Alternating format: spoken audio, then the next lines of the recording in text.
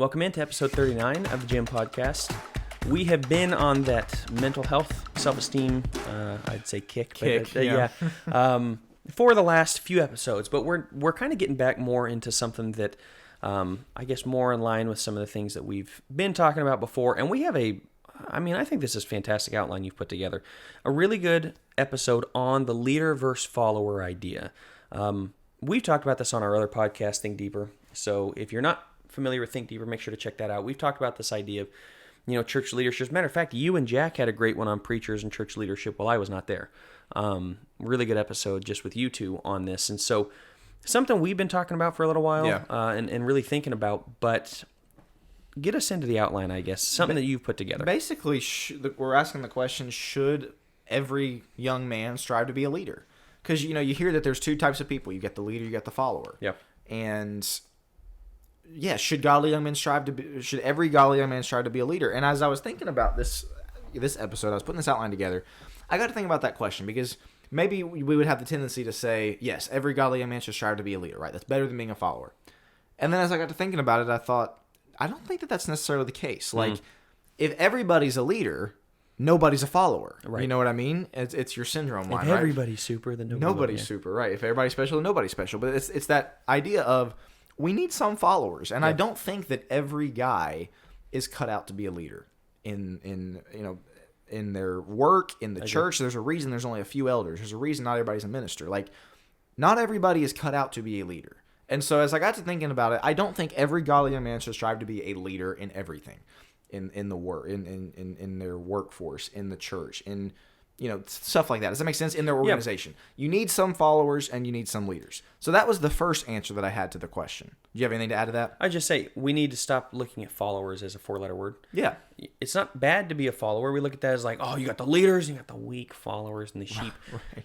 God calls us sheep. Like, that's okay. That's okay. There's parts of being a follower, I think, that are okay when it comes to our relationship with God, the church, things like that. Right. So that's part A to the question. But as I got to thinking about it even further, then I started thinking, however, even though all godly young men probably shouldn't strive to be leaders, I do think all godly young men should strive to have certain leadership traits.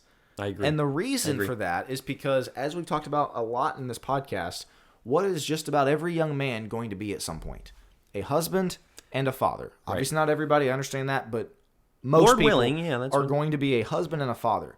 If you have no leadership traits and you don't strive for any of those things, you're probably going to do a lousy job of being a father and a husband. And so, in a way, every godly young man is going to lead because they're going to lead their family, right? I think that's a little bit different than the organizational leader, right? And so what we wanted to start the episode with, and then I'll hand it to you for some of this and maybe to elaborate on what I mean by the leadership traits there, is that, no, not everybody's going to be a leader. We're going to talk about ways to excel as a leader, but also ways to excel as a follower. However, what we want to start with is pretty much all of these these traits, you should adopt. You should strive to attain, because they're going to serve you really well in being a leader in your home, with your wife and with your kids. Yeah. Like you said, hierarchy is just baked into life. From God to government to elders to, and deacons, but over certain things, but elders over people, to husbands to fathers. Like, hierarchy's built into life. Yeah. We have to get used to it. And like you said, yes, we're going to be followers in one of those. Not everybody. Like, I suppose you could be the president of the world, along with an elder, along with a father, along with a husband. You're still not God. Right. You got to follow something. You got to follow something. So, yes, that part is relevant. But I think, when it comes to striving for leadership, you've put together some really good, because I was trying to think of what I might even add, and I don't think I'd add anything to the list that you have here, some of the leadership traits. So we're going to go one by one, piece by piece on this. And again, we think every single one of you watching, listening, should strive for these if you don't have them. Should be striving. These are not ones like, well, if you're a leader, you should do these things. No, these are traits that, to be a good father, to be a good husband, you should probably try to adopt. Because 1 Timothy 3, it talks about, yes, you have to desire the role of elder, but at the same time, and I think we've said this before, but like 1 Timothy 2, the end of 1 Timothy 2 is for every woman, right? Yep. In terms of that. So where is the role for every man? Every man should be striving to be an elder, deacon type. Yeah. To have some of those qualities, even if they don't desire the role. That's why he mentions it first off, is we should all be trying to be this. You should still strive to meet the qualifications. Exactly. We should all be above reproach. But, so we have multiple men to pick from. We have too many men that sit back and go, well, I'm not going to be an elder, so therefore I don't have to have any of these traits. We strongly disagree. So, trait number 1, Assertiveness. Why is assertiveness so important? Yeah, so you see the guys, the leaders that are kind of mousy in their leadership, that are kind of like, well, what do you think? Yep. Or, they try to make a stance, and then the minute they get pushback on it, it's like, well, yeah, you're right, never mind, maybe we shouldn't do that. And it's just they're wishy-washy. There's no assertiveness there. One of the leadership traits that I think everybody needs, if you're to lead their family, you have to be assertive. You have to be, to set the rules in the household. You have to say, no, we're going to do things this way. Right. Doesn't mean you'd be, let's get the qualifiers out of the way, right? Doesn't mean you're a dictator. Doesn't mean you're domineering. Doesn't mean you're anything like that. However, assertiveness is a key leadership trait, because if you're not assertive, you're going to go whichever way the wind blows. You're going to be super wishy-washy. And your family, and because that's what we're talking about here, is not going to, and in your church, if you're an elder, is not going, they're going to look at you as the guy that, man, he can't really make up his mind about anything. He's not assertive. We get in trouble for this. I hate servant leadership. Yeah, I was gonna go off on it. I hate the idea. Yeah, and I don't have that anywhere on here. Being a servant leader, I do not have that on our list. No. Well, every leader needs to be. Look, there's the idea of washing people's feet the way that Jesus did, because that's what I always point to, right? Jesus washed people's feet. Why was it so monumental for Jesus to wash people's feet? Because he was assertive and he was a leader, and it's like, whoa, right. You don't do that. That comes later. Peter wasn't about to let him wash his feet. Correct. Right. That comes later. That comes, like, the servant part comes after you've established yourself as the authority. Jesus is the Son of God. They all recognize this at this point. Well, he came to serve. Look, Jesus served a lot of people in a lot of ways, but at no point was his leadership question in doubt. And the assertiveness is, well, what do you think about this? What do you think about that? What do you think about that? And we're asking everybody else, and we're ultimately allowing the sheep to lead when God's called us to lead. Yep. And the assertiveness is this, almost taking a survey of everybody and saying, or the lack of assertiveness rather, is taking that survey and being the servant leader. I'm going to push from the back. The term servant leader or servant leadership is a cover for, let me see what the ladies of the congregation want. Let's be real. Like, that's 99 times out of 100, that's exactly what it is. Cover for, let me not make many enemies. Let me go the easy route. Let me take even in the family. Let me cause the least uproar, right? Ruffle the least feathers by my decision. That's not a good leadership trait. Being assertive. Now, are you going to get some things wrong? Yeah, maybe. Yeah, sure. But you still need to be assertive in your decision, because, again, I can't stress this enough. If you're not assertive in your decision, your wife and your kids, your church, they're not going to have confidence in you as a leader. Right. They're not going to have faith in you as a leader. If a leader of a business, if a CEO of a corporation came into every single meeting and was like, man, gee, guys, I honestly don't know. What do you think about this idea? Or maybe we could do this, or what do you guys think? How much respect would he have as the CEO of the company? Not like much. Zero. So we need to move on, but this one is so key, and it's the reason that I put it first, is because this is so often missed, because everybody does say, well, you need to be a servant leader. You just need to lead from the back. You need to be a servant leader is what they always say. The premise is like the definition of servant leader is not what people think it is. Like, correct. Yes, you should be willing to serve like Jesus did as a leader. That's not what people mean usually. Know what you want and pursue it. And that's what women want. Let's just call it as it is. Women want an assertive guy. They don't want the guy who's asking them all the time, because the women, that's not their role. The woman is to be the helpmeet, to follow. Yep. You ought to be assertive and to know, this is where we're going. Now, your wife may not like it. Hey, ask her what she thinks. Even that ultimately doesn't mean you choose it. Even as a kid, I would rather have a dad that is confidently asserting it. This Correct. is where we're going as a family. This is what we're going to do as a family, versus the dad that's super wishy-washy. I'm going to briefly throw this one in, because now that I'm thinking about it, and you have this on a couple other ones. We could fit it in with a couple other ones. Humble. I think absolutely a trait that every leader should have is humility. And what kicked me off on that is what you were saying about, when you're wrong, own it. Yes. Be humble. We're going to keep it short, but just be humble. If you have failed, be willing to say, yeah, that was a failure on my part. You don't lose all sense of self and all self-esteem goes out the window. No, you failed.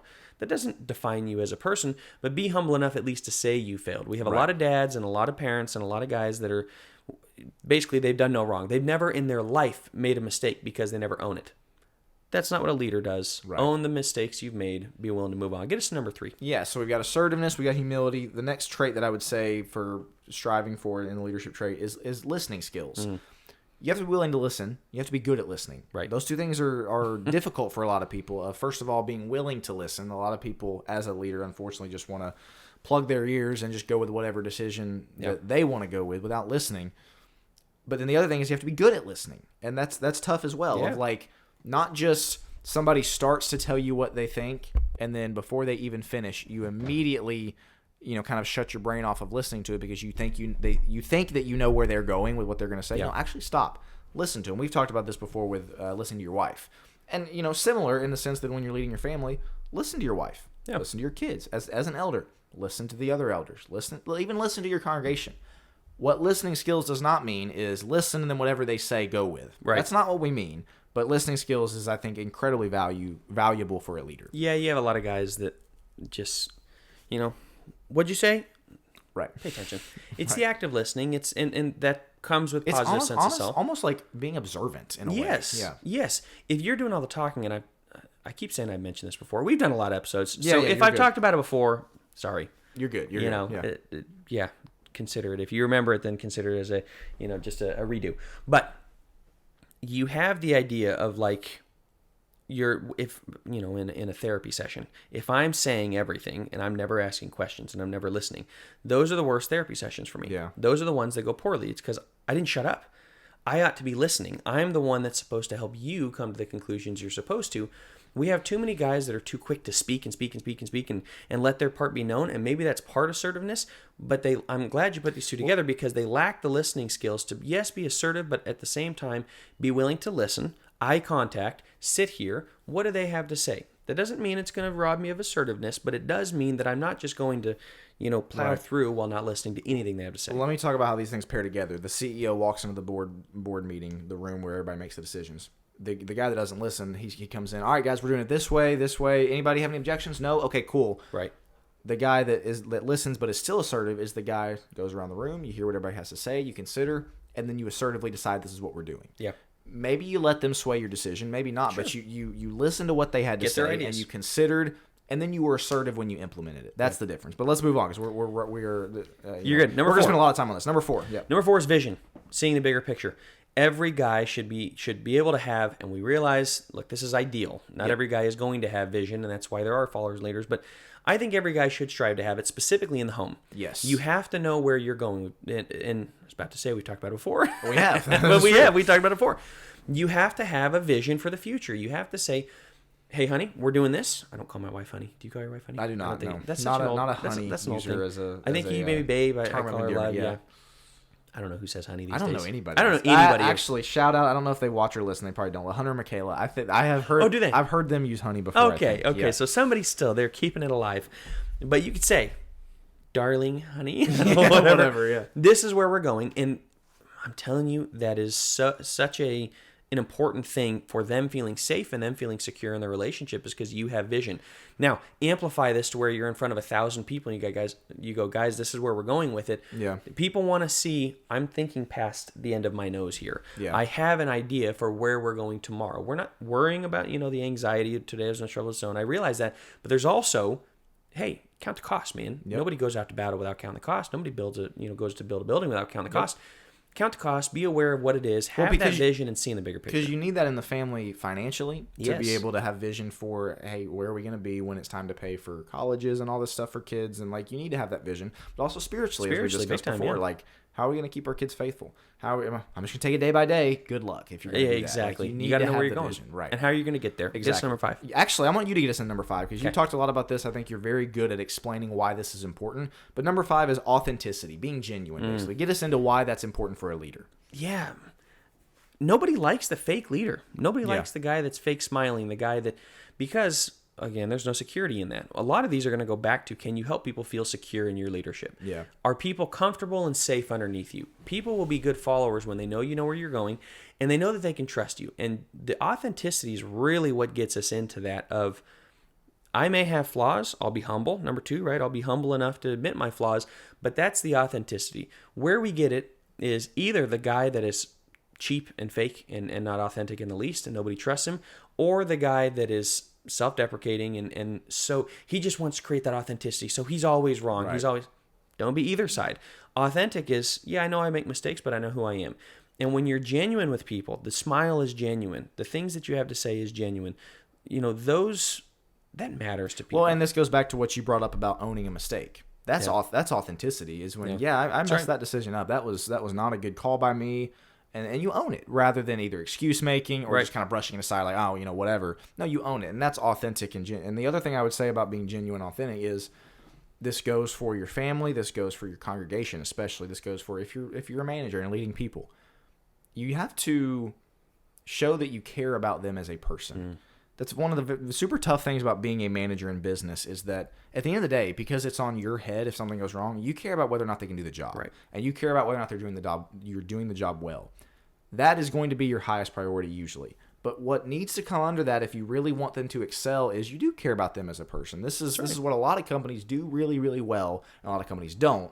They care about their employees because they care that their employees do the job well. Those two things are linked. And so I think that's part of being genuine and authentic is you're not just, hey, how you doing, just to kind of get it out of the way. No, hey, how's it going? How's the job been this week? How's things been going with this assignment? And actually caring, I think that plays into it. You see as this well. at church, and I always ask people to say, hey, how's the week? It's okay. Just okay. Right. Just get Press a little bit more. Press a little bit more, right? There's that authenticity of like, I didn't just ask you how your week was because like, oh, good. All right, cool. See you. Right. Like, no, how was your week? Tell me what happened? And that's what I'm getting at. Actually want to know. Yes, That's the you key have a with it. curiosity there, a genuine curiosity for their well-being, a genuine care for their well-being, a genuine curiosity about how things are. A leader has those those traits. It takes a second longer than you'd think, right? It takes some intentionality there because we throw that on there too. But that goes along with authenticity is intentionality. Next is optimism. Yeah, so I'm gonna go on this one because shout out to my wife Rachel. She's great. I was putting this outline together with her sitting beside me, and I didn't have this one on here. And I was actually a little shocked. I asked her. I was like, "What do you think are some good leadership traits?" And she said, honestly, being optimistic and happy. And I told her, I was like, I think that's great. I think that's a really good point because you have, again, the dad, the husband, the elder, the manager. They walk into the room and it's just storm clouds. It's just gloomy. It's rainy. It's a rainy day. It's glass half empty. It's, man, things are not going great. That's not a leader I want to follow. Right. I like to think I'm a pretty optimistic person, and so naturally pessimistic people, I'm kind of repelled by them. Like, they get on my nerves. I don't enjoy being around those people. To me, the best leaders are optimistic, not false optimism, not everything's sunshine and rainbows all the time. Right, because they're authentic. Right, because they're authentic, but they're optimistic. They're optimistic about the future. I almost put joyful on here because then that ties into it as well, but they're joyful, they're happy, they're optimistic. I think, again, shout out Rachel, I think that was a great point. If you want to be a good leader in your home, in your church, or in your congregation as well, be optimistic. I think that anything to add to that. No, I'm so glad she put that in here because I was reading and I'm like, wow, that's pretty good, Will. Yeah. What can I say? Yeah, I didn't think about that one in the least. That's so true. Be optimistic. We talk about it in therapy, being client-centered or client-focused, where like you have, it's Carl Rogers, unconditional positive regard is what they call it, which is basically you try to see the best in people. Yeah. You try to give them the benefit of the doubt. You try to help them stay positive in their life. And I think the leader, that's part of the optimism. Because positivity is infectious. Yes, exactly. It's infectious. And so you try to see the best in people. That's part of staying optimistic is not reading every situation as how it could go wrong, but what could go right. That's a great point. Next one's integrity or trustworthiness. All of these. I think it goes with authentic. I think it goes with... But the integrity, I like that you said that because my parents used to have this on their nightstand. And it was, integrity is what you do when no one else is around to see it. Yep. And I thought, yeah, I try to do that. I try to live my life by that is, okay, even when nobody else is around, and especially as a young kid, boy, I took a baseball bat to that one because when nobody else was around, I was looking at porn. When nobody else is around, you have these thoughts that you really shouldn't have or whatever it may be. The integrity can really be hurt as a young guy because you start to wonder, am I a man of integrity? Be the guy that thinks about, man, is my relationship with God right? Am I trustworthy? Can people trust me in the good times and the bad times? When I'm alone, am I doing what I ought to when I'm alone and nobody's pushing me to be better? Yep. That's integrity, and that's the trustworthiness. Because if I can trust myself when I'm alone, I can trust myself when I'm around others, and they can trust me internally. So that's what I read when you put that down. Well, it's one of those things that having integrity and being trustworthy, I actually don't think is teachable. But I also think it's one of the easiest things to be. Like, you just decide, I'm gonna have integrity. I'm not, if I'm a father and a husband, I'm not gonna go mess around with other women. Yeah, I'm not going to lie to my wife. I'm not going to lie to my wife. If I'm an elder, I'm not going to do bad things with the church's money. I'm not going to, like, it's not, I don't think, like, a lot of these other ones you could probably say are teachable, like listening skills, being assertive, even optimism, I guess what you might say is kind of teachable. This one's not. However, You can just choose to be, It's choose a to have choice. integrity. It's Like a choice. choose to be. We got into a discussion on Think Deeper recently about some of the guys in the evangelical community who got involved in nasty sex scandals. Yeah. And one of the things that I brought up is like, is kind of cheesy, but it's like, it's not that hard. Don't have a sex scandal. You know what I mean? Like, have integrity. Be trustworthy. It's one of those things you have to decide to be as a leader. I'm going to be the guy that everybody looks at and looks to and says, there's no skeletons in his closet. Right. Not that you're perfect or that you don't have anything you struggle with, but that you're not going to mess around with other women. You're not going to mess around with taxes and do things that are dishonest. No, you have integrity. I think that this one, obviously, super important for any of these roles: father, husband, elder, manager. The first part of an elder in what is it, 1 Samuel 3:1, I think, right off the bat, is above reproach. Yeah, exactly. That's exactly this, is above reproach. People can look to you and go, this man of integrity. I can trust him. He's trustworthy. That comes from every part of life. That's not just doing it in the home. That's doing it all the time. That's doing it when you're alone, when you're in the home, when you're in your church. You know, people know who you are when you're at work. Man, I've heard stories of, like, matter of fact, a story that from Bear Valley they were talking about, and we can move on. One of the teachers was talking about, he went to put up a man for elder. Guy was just fantastic guy at church, always helping people and seemed to know his Bible, involved in Bible classes there when the doors were open. But he wanted to do his due diligence. And so he went to work, kind of started talking around, and they're like, that guy? He goes to church? They're like, oh, no. What do you mean he goes to church? Yeah, he's like a pillar in the church. They're like, are you serious? He cusses people out all the time. It was a bad thing, man. It was such a juxtaposition of him at work versus him at, don't be that guy. Yeah. Be the guy that has integrity. Double life kind of thing. Exactly. Yeah. Not just at church. You want to be that authentic guy. You want to be trustworthy, that people know, I'm the same, man. I'm genuine. I'm the same at work. I'm the same at home. I'm the same at church. Strive to be that. That's what a good leader Those are the best guys in the world. Exactly. Yeah. Last one. Godly. How could you not have this as the last to wrap it up? Be godly. Be moral. Once again, a choice. This is something that you get to wake up every single day and decide, I'm going to follow God. I'm going to pick up my cross daily. Pursue righteousness. I'm going to pursue righteousness. I'm going to get in his word. I'm going to be praying to him. I'm going to do the same with my wife. I'm going to be around guys that spur me on. I'm going to be at church when the doors were open. I'm going to be involved in the process of godliness and of sanctification.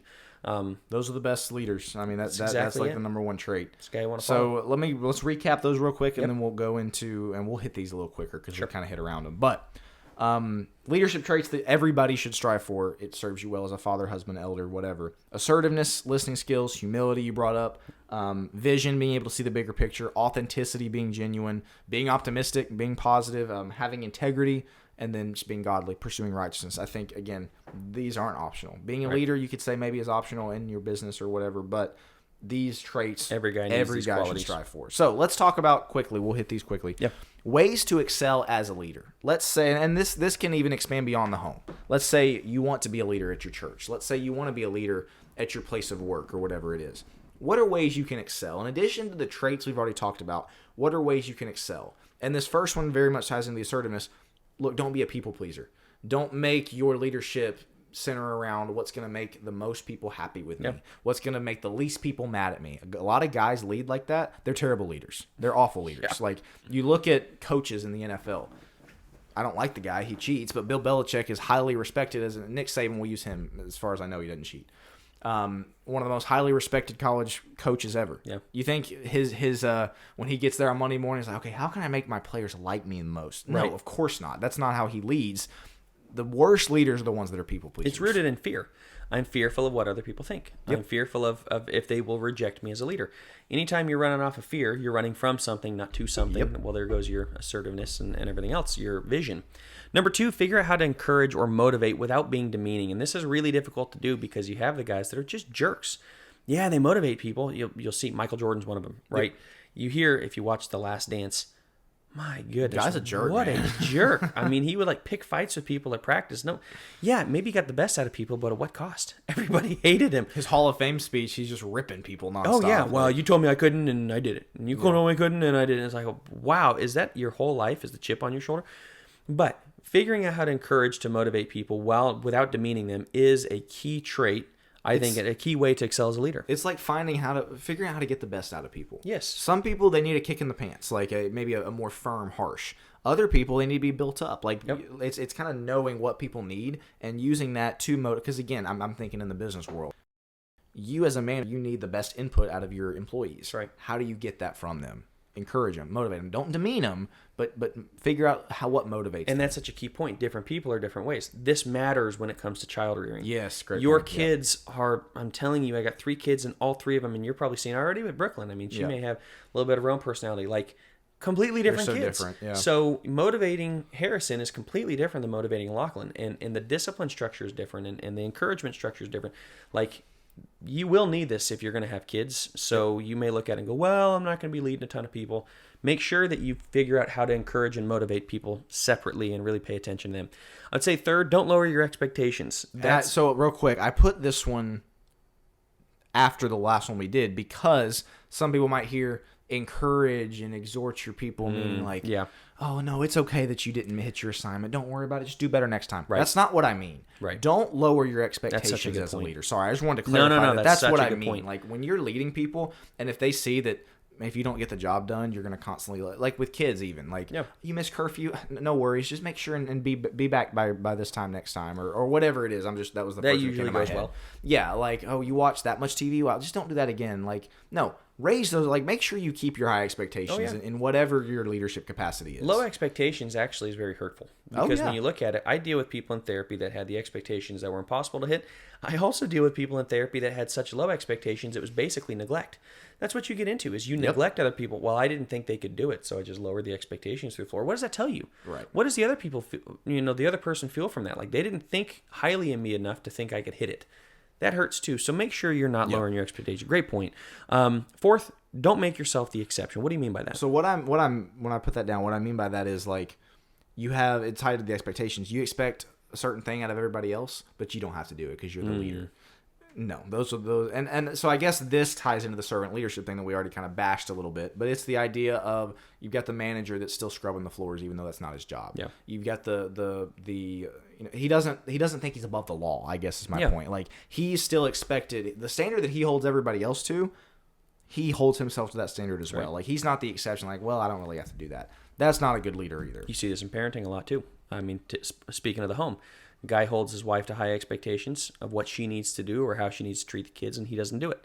Like, that's the quickest way to losing people, to losing followers, is to do. I think that's a great point. To lose to lose your standing. Basically, it's like sticking a phone restriction on your kids, like, hey, don't have your phone out at dinner, and then you get your phone out at dinner. Exactly, like, exactly. That's what I'm talking about, Great kind of on point. a minor level, but that's exactly what I'm getting at. Like, you're not the exception, right? If you're set the example, I guess would be a better way to put that.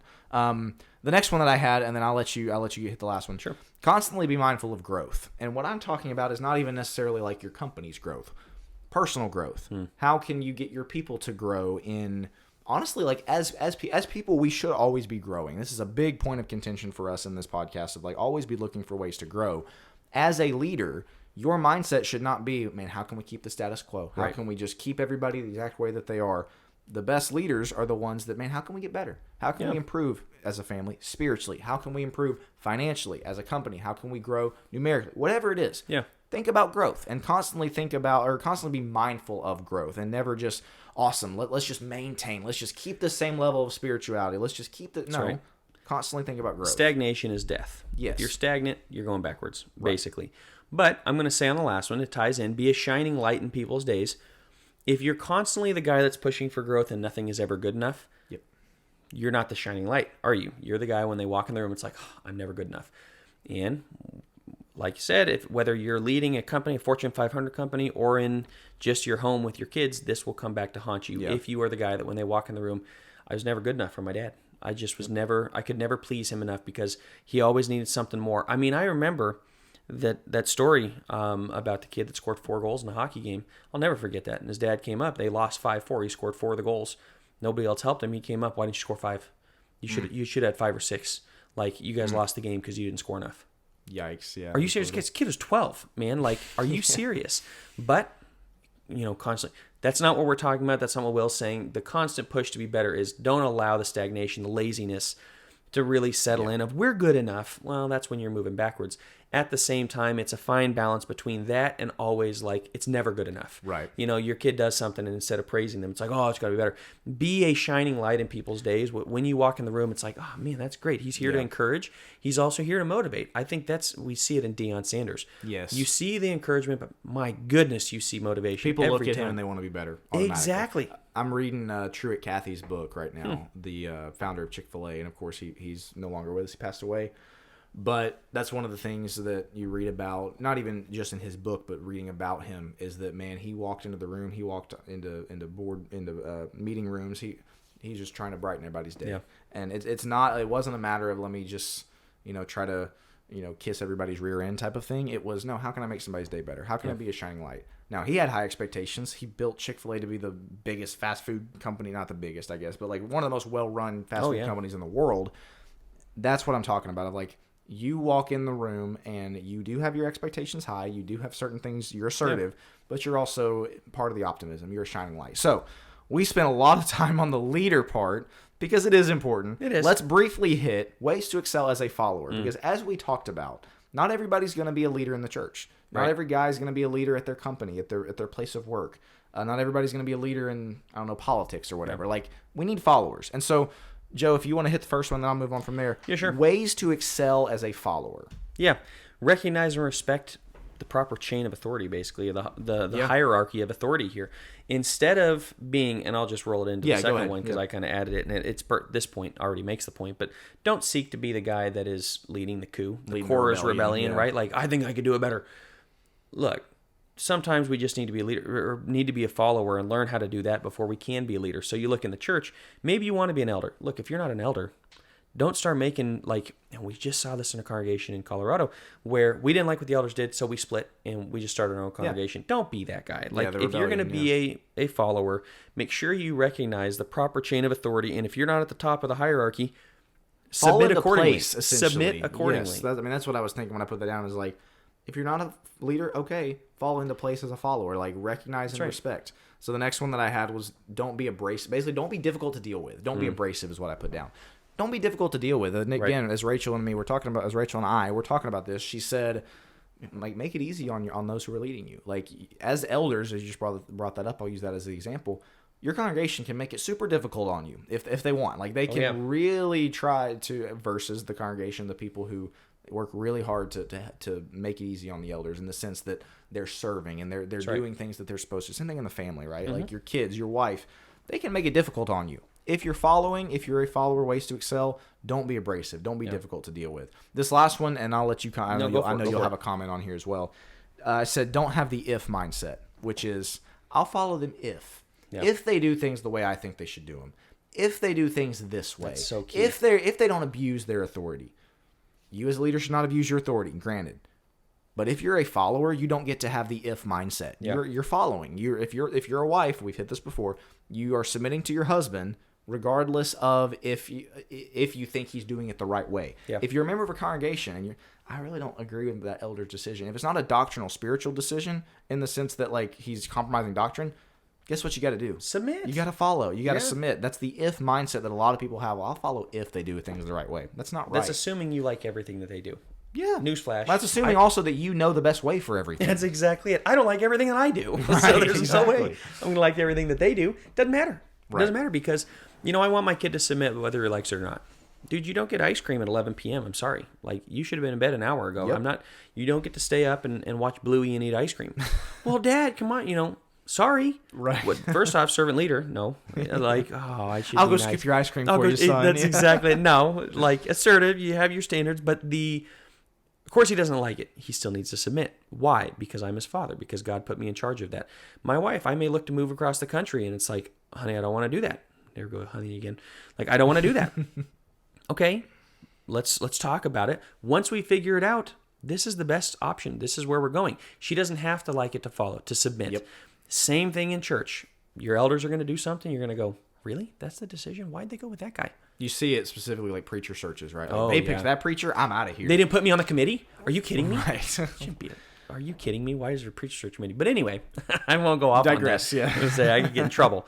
But I love this idea, especially as we're looking to wrap up. Don't have the if mindset. if they do things the way that I want, if they please me in the right way, that's not a follower. Yeah. That is you leading from on high in the servant leadership. They're supposed to do what I want. No, they're not. I don't get to tell God how to lead. I don't really get to tell the government how to lead either. We are Americans. Because you're not going to do that with God. Like, I'll follow God if... No. If you're getting into that, you are in dangerous territory. Deep trouble. Right. Deep trouble. But this is the American mindset. We, the people, are the government. Give me a break. We're still believing that? Seriously, at this point, we're still believing that? Like, these people dictate so much of our lives. We like to think that we as the people have all of this power. We pull it into the church. We pull it into the home. And so we like to think we have the power. No, sometimes it's good to just be a follower. Again, it's not a four-letter word. As we wrap here, because we're 35 minutes in, so we gotta end here. I appreciate everybody staying with us. Leadership traits, being a leader is great. Like, I do think young men should gravitate more towards being a leader than toward being a follower. Because, again, you're going to inevitably be one as a father and as a husband. Yep. And if you are striving to meet the qualifications of an elder, I think you should be an elder. Like, that's what we need. I mean, goodness knows we don't have very many qualified men in the church. Like, we should be reaching for that. And if you hit the qualifications, be an elder. Like, that's what we need in our churches. Yeah. And so I do think we should be gravitating towards leadership. And so that's why we spent so much time on these are the ways to excel as a leader. These are the traits you need to attain.